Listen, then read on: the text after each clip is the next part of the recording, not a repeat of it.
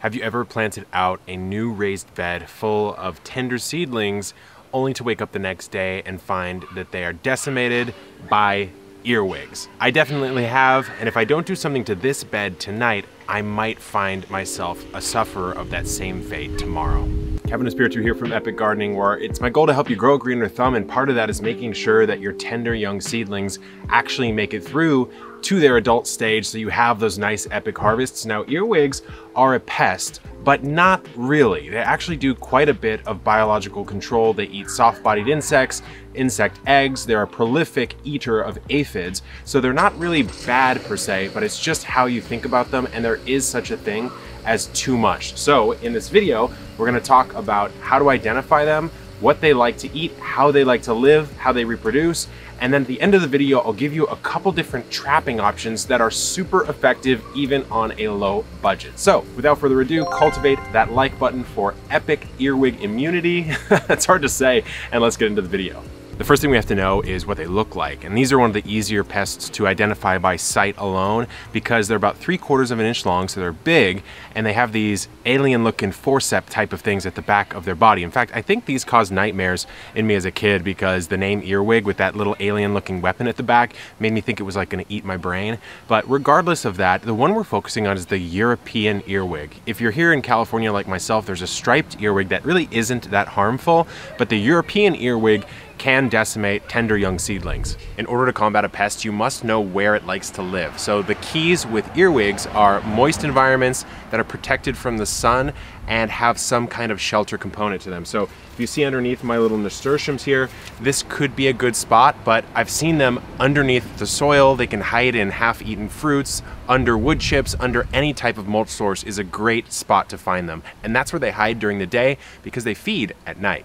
This raised bed here is actually the tall raised bed from my How to Fill a Tall Raised Bed and Save 60% on Your Soil. So what I did there is I used a lot of passively composted yard waste, which is actually the perfect habitat for earwigs. And that's how I know I have an earwig problem in this particular bed. And I know for a second reason because I actually saw the entire life cycle of earwigs pop up when I put a seedling tray on top and I left it there for a couple hours. Then when I took it off, they all scattered to avoid the sun and the heat.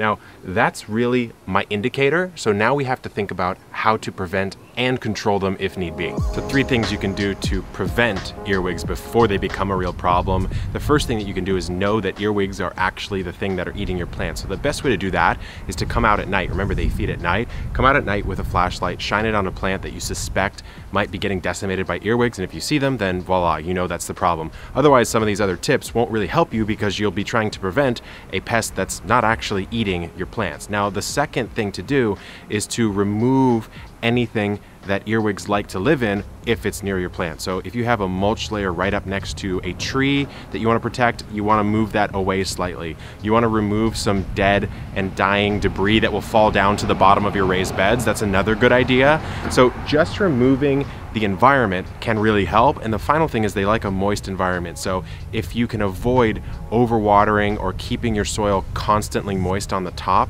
that can also help. Let's assume, and I hope it's not true for you, that you have too many earwigs and you need to control them. What am I doing with this little tin right here? And what is this little tin? This is a tin that was once full of wild sardines, but I've kept the oil. There's about 1/4 to 1/2 inch of oil down there with a little slice of lemon. It is quite pungent, if I do say so myself. I quite like the smell, and earwigs do too. So what you'll do here, and this is kind of similar to a slug beer trap, is you will bury this at surface level somewhere in an area that you know earwigs are. So let's go ahead and do that right now. Okay, so I've got a couple seedlings right here that I definitely don't want eaten.